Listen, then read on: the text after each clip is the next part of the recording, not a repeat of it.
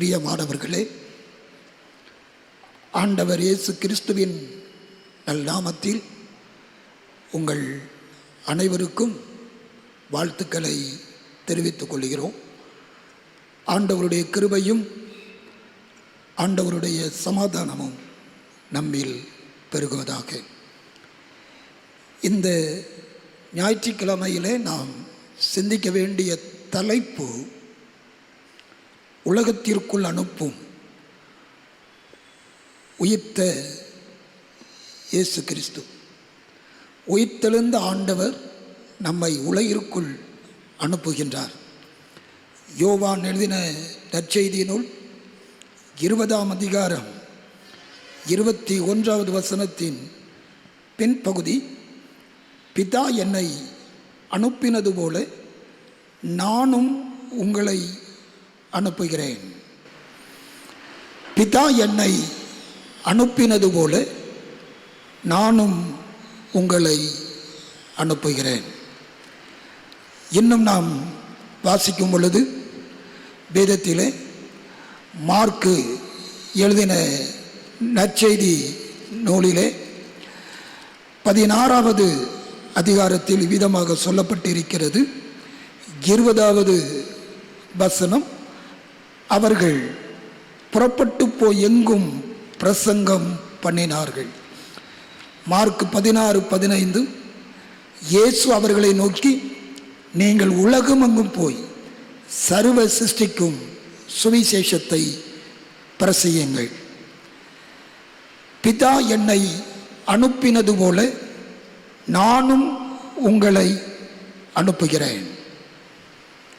பிதா என்னை அனுப்பினது போல நானும் உங்களை அனுப்புகிறேன்.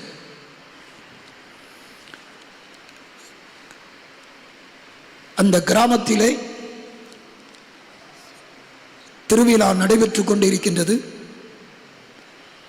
அந்த திருவிழாவின் உற்சாகமான அந்த கொண்டாட்டத்திலே, அது புற மதத்தினர் உடைய ஒரு திருவிழா. அந்த திருவிழாவிலே நூற்றுக்கணக்கான மக்கள் கூடியிருக்கின்ற பொழுது, அந்த பூஜாரியினுடைய மகன் அங்கே இருந்த ஒரு பாம்பினால் தீண்டப்பட்டு அவன் நுரை தள்ளி அங்கே உயிருக்காக போராடி கொண்டிருக்கின்றான். மக்கள் திரளாக கூடியிருந்து அந்த விழாவை கொண்டாடி கொண்டிருக்கின்றார்கள். பூஜாரியினுடைய மகனுக்கு பாம்பு தீண்டிவிட்டது. அந்த பாம்பு தீண்டியதினாலே அவன் நுரை தள்ளி தன் உயிருக்காக போராடி கொண்டிருக்கின்றான். போராடி கொண்டிருக்கின்ற பொழுது ரேனியஸ் ஐயா அந்த கிராமத்துக்குள் போறாங்க. என்ன இவ்வளவு பெரிய கூட்டம் என்று அங்கே கேட்கிறார். மக்கள் அநேகர் அழுது கொண்டிருக்கின்றார்கள். அந்த மகிழ்ச்சியின் ஆரவாரத்திலே மக்களுடைய அழுகையின் கண்ணீர் ரேனியஸ் ஐயாவை அது உள்ளத்தை தொடக்கூடிய அளவிற்கு மாறிவிட்டது. விவரத்தை கேட்கிறார். விவரம் சொல்லப்படுகிறது. தன்னுடைய கரங்களில் இருந்த முதல் உதவி பெட்டியை எடுக்கிறார். அந்த மகனுக்கு முதல் உதவி சிகிச்சை செய்கிறார். பாம்பினால் தீட்டப்பட்ட அந்த மனிதனுடைய அந்த மகனுடைய காயத்திலே அவர் அங்கே தன்னுடைய வாயை வைத்து அந்த இரத்தத்தை உரிந்து வெளியே அவர் கொப்பளிக்கிறார். பிறகு தன்னிடத்தில் இருந்த மருந்தை அவனுக்கு வைக்கிறார், கொடுக்கிறார். அன்று அவன் சுகம் பெற்று விடுகிறான். கூடியிருந்த திரளான மக்கள் அந்த அற்புத வல்லமையை கண்டு ஆச்சரியப்பட்டார்கள். ஆச்சரியப்பட்ட பொழுது திரளாய் கூடி வந்தவர்கள் இவரிடத்தில் என்னவென்று விசாரிக்க, கிறிஸ்துவின் அன்பை, கிறிஸ்துவின் நற்செய்தியை கூடியிருந்த அந்த மக்களுக்கு கணம் ரேனியஸ் ஐயா சொன்னாங்க. சொன்னதோடு மட்டுமல்ல, நெடுவிலை என்று அழைக்கப்பட்ட அந்த கிராமம் இன்றைக்கு மெஞ்ஞானபுரம் என்று அழைக்கப்பட்டு இன்றைக்கு அது ஒரு பெரிய கிறிஸ்தவ கிராமமாக திகழ்ந்து கொண்டிருப்பது என்றால் மிகையாகாது. நீங்கள் மெஞ்ஞானபுரம் சென்றால் Elliott Export Hales higher secondary ஸ்கூலுக்குள்ளே ஒரு மரம் ஒன்று உண்டு, ஒரு இலந்தை மரம். அந்த மரத்தின் கீழே நடைபெற்ற சம்பவம். இன்றைக்கும் அந்த மரம் அங்கே உண்டு. எத்தனை பேர் பார்த்திருக்கீங்களோ தெரியல. ஒருவேளை மெஞ்ஞானபுரத்திலே சுவிசேஷம் சொல்வதற்கு, ஆண்டவருடைய அன்பு கடந்து செல்வதற்கு ஒரு ரேனியஸ் ஐயா அங்கே சென்றதினாலே, அங்கே போனதினாலே ஏற்பட்ட ஒரு மாபெரும் விளைவு. 18 பேர் கொண்ட அந்த மக்களுக்கு கட்டப்பட்ட அந்த ஆலயத்திலே இன்றைக்கு முழு கிராமமும் ஆண்டவரை ஆராதிக்கும் வண்ணமாக அது இன்றைக்கு ஒரு பெரிய ஆலயமாக காட்சியளித்து கொண்டிருக்கிறது. அருமையான ஆண்டவருடைய பிள்ளைகளே, இயேசு உயிர்த்தெழுந்த பிறகு தம்முடைய சீஷர்களை பார்த்து சொன்னார், நான் உங்களை உலகத்திற்குள் அனுப்புகிறேன்.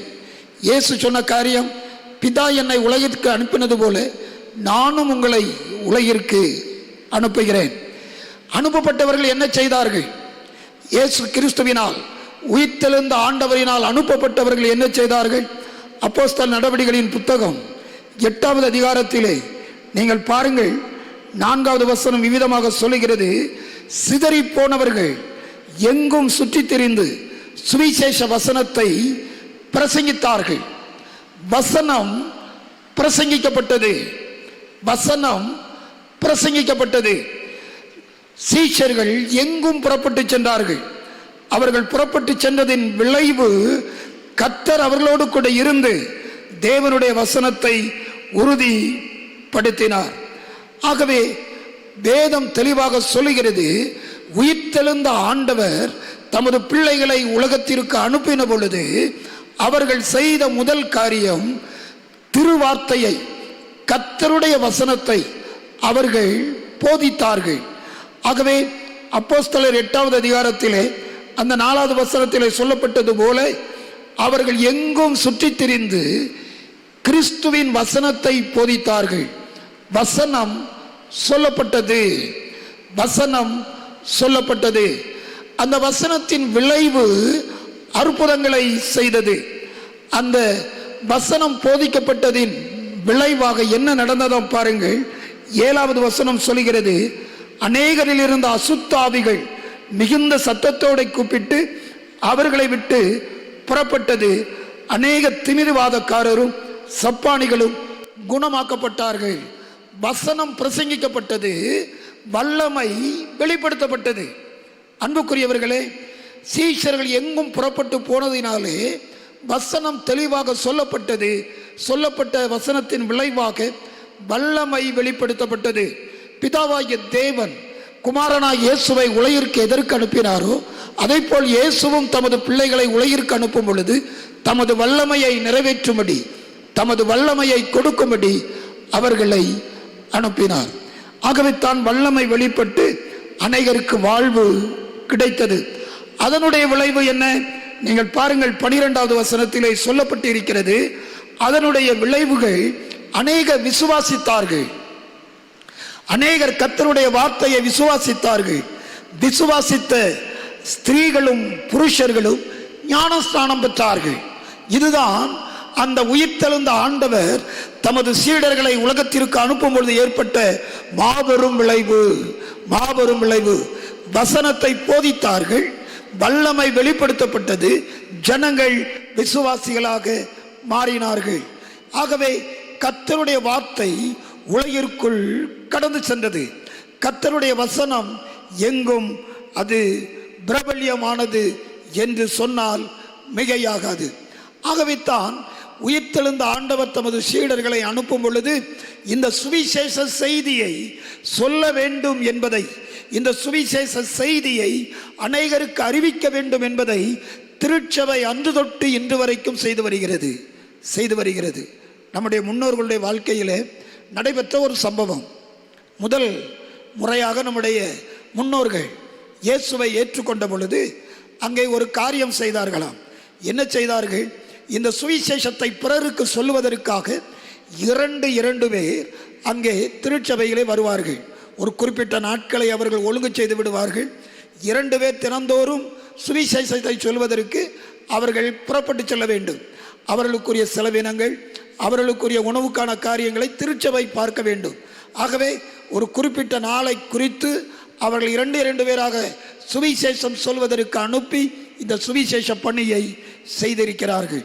அன்புக்குரிய ஆண்டவருடைய பிள்ளைகளே, கிறிஸ்து தம்முடைய சீடர்களை உலகிற்கு அனுப்பினதின் நோக்கம் இந்த நற்செய்தியை சொல்வது. இந்த நற்செய்தியை சொல்லுவது, இந்த நற்செய்தியை சொல்லி கடவுளின் பக்கமாக அநேகரை அழைத்து வருவது. இந்த நற்செய்தியினுடைய காரியத்தை பவுல் சில காரியங்களை குறிப்பிட்டு எழுதுகிறார். நான் அதிலே 3 காரியத்தை உங்களுக்கு சொல்ல விரும்புகிறேன். ரோமா புரியாருக்கு எழுதின நிருபத்தை நாம் எடுத்துக்கொள்வோம். அந்த ரோமா புரியாருக்கு எழுதின முதல் அதிகாரத்திலே, அந்த நிருபத்திலே முதல் அதிகாரத்திலே 3 காரியங்களை நான் சுட்டிக்காட்ட விரும்புகிறேன். முதலாவதாக, இந்த நற்செய்தியை அறிவிப்பது, இந்த நற்செய்தியை அறிவிப்பது ஒரு அர்ப்பணம். நற்செய்தியை அறிவிப்பது ஒரு அர்ப்பணம்.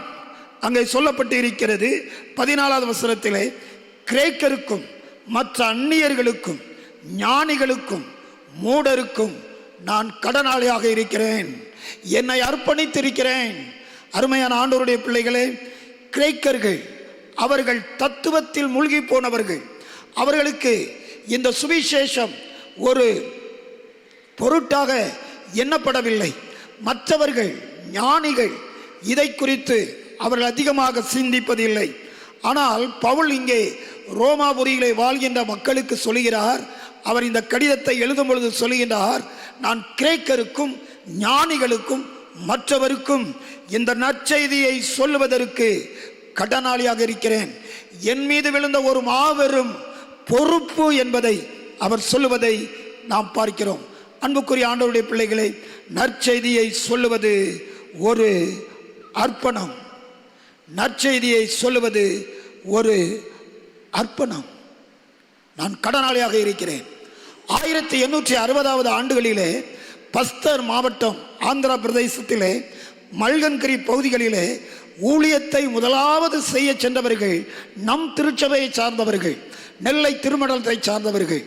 பேராயர் சார்ஜென்ட் ஐயாவிட்ட அந்த பஸ்தர் மாநிலம், அந்த கோதாவரி படுகையிலே பல ஆயிரக்கணக்கான மக்கள் வசித்தார்கள். அவர்கள் மத்தியிலே நீர்வள அதிகாரியாக இருந்த கக் என்பவர் பேராயர் சார்ஜென்ட் ஐயாவுக்கு ஒரு கடிதம் எழுதுகிறார். நெல்லையில் இருந்து ஒரு 3 பேரை சுவிசேஷம் சொல்வதற்கு இங்கே அனுப்பி வையுங்கள் என்று எழுதுகிறார். அப்போ சொல்லப்பட்ட பொழுது பேராயர் ஐயா திருச்சபைகளில் அறிவிப்பு கொடுக்கிறார்கள். கொடுத்த பொழுது 2 பேர் செல்கிறார்கள்.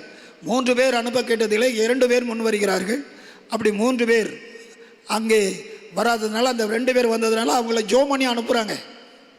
அவங்கள அனுப்பும் பொழுது அந்த 2 பேரில் ஒருத்தர் சற்று அவர் பலவீனப்பட்டவர். அவர் அங்கே போய் சேர்வதற்குள் மரித்து போய்விட்டார். ஆகவே ஒரே ஒரு குடும்பம் போய் அங்கே சேர்ந்தது. அந்த மல்கன்கிரி பகுதிக்கு 1860ஆம் ஆண்டுகளிலே அந்த பகுதிகளிலே போய் ஊழியம் செய்வதற்கு சென்றது. மீண்டும் ஐயா சொன்னார்கள், அங்கே சென்றிருக்கின்ற ஊழியர்களுக்கு ஒருவர் உதவியாக போக வேண்டும் என்று கேட்டுக்கொண்டார்கள். அப்பொழுது ஒரு வயது முதிர்ந்த பெரியவர் நான் போறேன்னு சொல்லி வந்தார். அவர் மிகுந்த சந்தோஷத்தோடு அங்கே ஆந்திராவுக்கு அனுப்பி வைக்கப்பட்டார். அவர் போகிற வழியில் தன்னுடைய பெட்டியை, ட்ரங்க் பெட்டியை விட்டுட்டார், தொலைச்சிட்டாரு. ஆனால் பொருட்படுத்தவில்லை. அந்த பிரயாணத்திலே தன்னுடைய பெட்டியை தொலைத்து விட்டார். அதை அவர் பொருட்படுத்தவில்லை. அங்கே ஒரு மனிதனை தனக்கு துணையாக அமர்த்தி கொண்டு அந்த பணித்தளத்திற்கு சென்று விட்டார். அது கோயா இன மக்கள் வாழ்கின்ற அந்த பணித்தளம். அந்த பணித்தளத்திலே போய் இவருக்கு பாசை தெரியாது. பாசை தெரியாததுனால அவர் தெரிந்த 2 வார்த்தைகளை சொல்லுவார். அந்த பகுதிகளிலே இவரை குறித்து சொல்லும் பொழுது, இந்த முதியவரை குறித்து சொல்லும் பொழுது, ஒரு முதியவர் வந்தார், 2 வார்த்தை சொல்லுவார். எங்கள் மொழியில் 2 வார்த்தையை சொல்லுவார். அந்த வார்த்தை என்ன தெரியுமா? இயேசுவை விசுவாசி, இயேசுவை விசுவாசி. அந்த முதியவர் அவர் முதிர்ந்த வயதிலே இருந்தபடியினாலே அவரால் தொடர்ந்து அங்கே நிற்க முடியவில்லை. அவரும் இங்கே நெல்லைக்கு திரும்பி வந்து விட்டார். அந்த மிஷினரி குடும்பம் மட்டும் அந்த மல்கரின் பகுதியிலே அவர்கள் சுவிசேஷ பணியை செய்து கொண்டு வந்தார்கள். அங்கே சுவிசேஷ பணியை 38 ஆண்டுகள் அவர்கள் செய்து வந்த பொழுது அந்த குடும்பத்தை சார்ந்த அந்த பெரியவர் அவரும் மரித்து போய்விட்டார். அந்த அம்மா இருந்தார்கள், அம்மா மட்டும் இருந்தாங்க. அவங்கக்கிட்ட ஒரு 12 குதிரைகள் இருந்தது. அந்த 12 குதிரைகளில் 11 குதிரைகளை புலிகள் அங்கே பிடித்து சாப்பிட்டு விட்டு சென்று விட்டது. ஒரு குதிரை மட்டும் இருந்தது. ஒரு நாள் இரவு இந்த அம்மா சுவிசேஷ ஊழியம் பண்ணிட்டு வீட்டு திண்ணையில படுத்து உறங்கி கொண்டிருக்கின்ற பொழுது இரவு நேரத்தில் அந்த அம்மாவையும் புலி இழுத்து கொண்டு போய்விட்டது. அந்த கிராமத்து மக்கள் அந்த அம்மாவை காப்பாற்றுவதற்கு முயற்சித்தார்கள். ஆனால் அது இழுத்து கொண்டே போய்விட்டது. சில நாட்களுக்கு பிறகு அந்த அம்மாவினுடைய சரீரத்தை ஒரு குகைக்குள்ளே கண்டுபிடித்தார்கள். அந்த தேவ மனிதர் நம்முடைய நெல்லையை சார்ந்த ஞான சிகாமணி என்று வரலாறு சொல்லுகிறது. அன்புக்குரியவர்களே, இந்த சுவிசேஷத்தை சொல்வதற்கு ஞானிகளுக்கும் மூடருக்கும் அங்கே கிரேக்கருக்கும் மற்றவர்களுக்கும் இந்த சுவிசேஷத்தை அறிவிப்பது ஒரு அர்ப்பணம் என்பதை பவுல் சொல்வது போல நம்முடைய முன்னோர்கள் அதை செய்து காட்டினார்கள். நற்செய்தி அறிவிப்பது ஒரு அர்ப்பணம். இரண்டாவதாக இதே ரோமர் அங்கே முதல் அதிகாரத்திலே நாம் பார்க்கும் பொழுது பவுல் சொல்லுகிறார், அந்த 15வது வசனத்திலே, என்னால் இயன்ற மட்டும் இந்த சுவிசேஷத்தை பிரசங்கிக்க விரும்புகிறேன், நான் விருப்பம் கொள்கிறேன், இந்த சுவிசேஷத்தை சொல்வதற்கு நான் விருப்பம் கொள்கிறேன். இது ஒரு அவசியம், இது ஒரு அவசியமான செய்தி. ரோமருக்கு இது ஒரு அவசியமான செய்தி. ரோமாபுரியிலே ஒரு செய்தி சொல்லவிட்டால், சீஷர் மூலமாக சொல்லிவிட்டால் அது அகில உலகமும் போய்விடும். அதை காட்டிலும் இந்த சுவிசேஷத்தின் செய்தி அது ஒரு என்பதை அங்கே பவுல் கோடிட்டு காட்டுகிறார். என்னால் இயன்ற மட்டும் பிரசங்கிக்க விரும்புகிறேன். அன்புக்குரிய ஆண்டவருடைய பிள்ளைகளே, பிதா என்னை அனுப்பினது போல நான் உங்களை உலகிற்கு அனுப்பியிருக்கிறேன். இந்த வார்த்தை, சுவிசேஷ வார்த்தை சொல்வதற்கு நமக்கு விருப்பம் வேண்டும். ஆகவே தான் சொல்லுகிறார், என்னால் இயன்ற மட்டும் இந்த நற்செய்தியை சொல்வதற்கு நான் விரும்புகிறேன். விருப்பம் இருக்குதோ இல்லையோ, விருப்பம் உண்டோ இல்லையோ, இந்த நற்செய்தியை சொல்வது நான் விருப்பமாய் செய்கிறேன். மே மாதம் 1ஆம் தேதி நம்முடைய அசனம் நடைபெற்றது. எனக்கு ரொம்ப மகிழ்ச்சியாக இருந்தது. அந்த மகிழ்ச்சியினுடைய உச்சக்கட்டம் என்னவென்று சொன்னால், ஒரு குடும்பம் தன்னுடைய கரங்களிலே டிராக்ஸ் வச்சுக்கிட்டு அந்த ஸ்கூல் கேம்பஸில் நின்றுகொண்டு வருகின்ற எல்லாருக்கும் டிராக்ஸ் கொடுத்துக்கிட்டு இருந்தாங்க. எனக்கு அது ரொம்ப மகிழ்ச்சியாக இருந்தது. வாய்ப்பு இருக்குதோ இல்லையோ, விருப்பம் இருக்கிறதோ இல்லையோ, அந்த குடும்பத்தினர் அநேகருக்கு டிராக்ஸ் கொடுத்துக்கிட்டே இருந்தாங்க. துண்டு பிரதிகளை கொடுத்தாங்க. உணவு கொடுத்தோம், நல்லது. அதை காட்டிலும் ஆன்மீக உணவாகிய திருவசனத்தை கொடுப்பதற்கு அந்த குடும்பம் முன் வந்தது. நான் பாராட்டுகிறேன். அன்புக்குரியவர்களே, நற்செய்தி அறிவிப்பது ஒரு அவசியம், அது ஒரு அர்ப்பணம், அது அவசியம். கடைசியாக அவர் சொல்லுகிறார் பாருங்கள், அங்கே 16வது வசனத்திலே, கிறிஸ்துவின் சுவிசேஷத்தை குறித்து நான் வெட்கப்படேன். நற்செய்தி அறிவிப்பது ஒரு அவசரம். கடிகாரமுள் ஒரு நிமிடத்தை தாண்டுவதற்குள் ஒரு கணக்கெடுப்பு சொல்லுகிறது, 80 பேர் இந்த உலகத்தை விட்டு கடந்து போயிடுறாங்க. கடிகாரமுள் ஒரு நிமிடத்தை தாண்டுவதற்குள் இந்த உலகத்தை விட்டு 80 பேர் கடந்து போய் விடுகிறார்கள். இந்த செய்தி சொல்லுவது ஒரு அவசரமான ஒரு செய்தி. இந்த செய்தியைத்தான் உலகிற்கு கொண்டு செல்வதற்கு பிதாவாகிய தேவன் கிறிஸ்துவை அனுப்பினார். கிறிஸ்து தமது சீடர்களை இந்த உலகிற்கு அனுப்பினார். இந்த பணியை திருச்சபையாகிய நாம் செய்து கொண்டு இருக்கிறோம். ஆகவே உயிர்த்தெழுந்த ஆண்டவர் உலகத்திற்குள் நம்மை அனுப்புகிறார். அவசரமான இந்த செய்தி, வாழ்வு கொடுக்கும் செய்தி, வாழ்வு தரும் செய்தி, பிறருடைய வாழ்வுக்காக நம்மை அர்ப்பணிக்கும் ஒரு செய்தி. இந்த செய்தியை சொல்வதற்கு நீங்களும் நானும் எப்படி முயற்சி எடுக்கிறோம்? அன்புக்குரியவர்களே, நற்செய்தி அறிவிப்பது ஒரு அவசியம். நற்செய்தி அறிவிப்பது ஒரு அர்ப்பணம். நற்செய்தி அறிவிப்பது ஒரு அவசரம். இந்த பணியை செய்வதற்கு ஆண்டவர் நம்மை அழைத்திருக்கிறார். ஆல்பர்ட் ஸ்வாட்ச் அப்படிங்கிற ஆண்டவருடைய மனிதனை குறித்து நான் வாசித்தேன். அவர் தன்னுடைய 38வது வயதிலே அநேக புத்தகங்களை எழுதி பெயர் பெற்றவர். அவருக்கு அநேக புகழ் கிடைத்தது. நல்ல நல்ல புத்தகங்களை எழுதினாலே அவருக்கு அநேக பெயர் கிடைத்தது. அவர் 3 டாக்டர் பட்டங்களை பெற்றவர். ஒன்று, இறையியலிலே டாக்டர் பட்டம் பெற்றவர். இரண்டாவது, அவர் மியூசிக்கில் அவர் டாக்டர் பட்டம் பெற்றவர். மூன்றாவது, தத்துவ இயலிலே அவர் டாக்டர் பட்டம் பெற்றவர். அவர் ஒரு நாள் ஆப்பிரிக்காவின் காரியங்களை குறித்து படித்து கொண்டிருந்தார். படித்து கொண்டிருக்கின்ற பொழுது கடவுளுடைய ஆவியானவர் அவரோடு பேசினார். ஆல்பர்ட், நீ எத்தனையோ புத்தகங்களை எழுதியிருக்கிறாய். ஆயிரக்கணக்கான மக்கள் உன் புத்தகத்தை வாசித்து அவர்கள் பயனடைகிறார்கள். உன்னுடைய வாழ்க்கை யாருக்கு பயனாக இருக்கிறது? கிறிஸ்துவை அறியாதவர்களுக்கு பயனுடையதாக மாற வேண்டும் என்று கர்த்தர் பேசினாராம். அவர் இறையியல் படித்தவர். மீண்டும் யோசித்தார், அப்போ ஆப்பிரிக்காவுக்கு போனோன்னா என்ன செய்வது?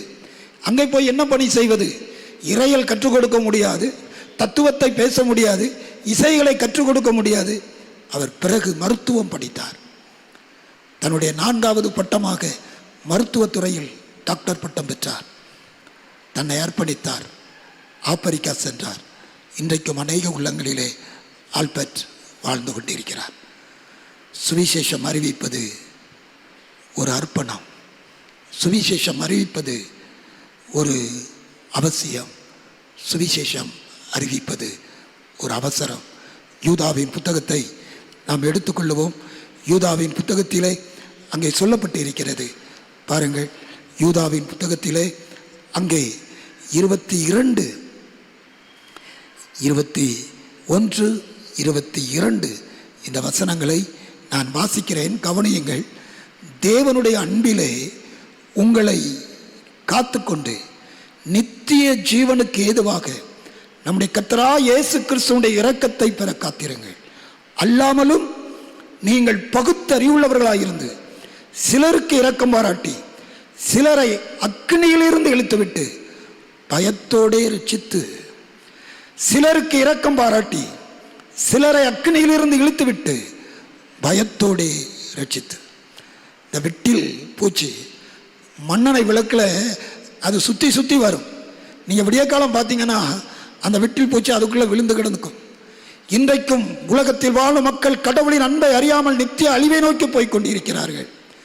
இங்கே யூதா சொல்லுகிறார், கொஞ்ச பேருக்கு இரக்கம் பாராட்டி, உலகத்தில் இருக்கிற அனைவருக்கு நாம் இரக்கம் பாராட்ட முடியாது, ஒரு சில பேருக்கு இரக்கம் பாராட்டி அக்கினியில் இருந்து அவர்களை இழுத்து விட்டு அழிவில் இருந்து காப்பாற்றுவதற்கு நம்முடைய அர்ப்பணம் அவசியம் என்பதை யூதா குறிப்பிடுகிறார்.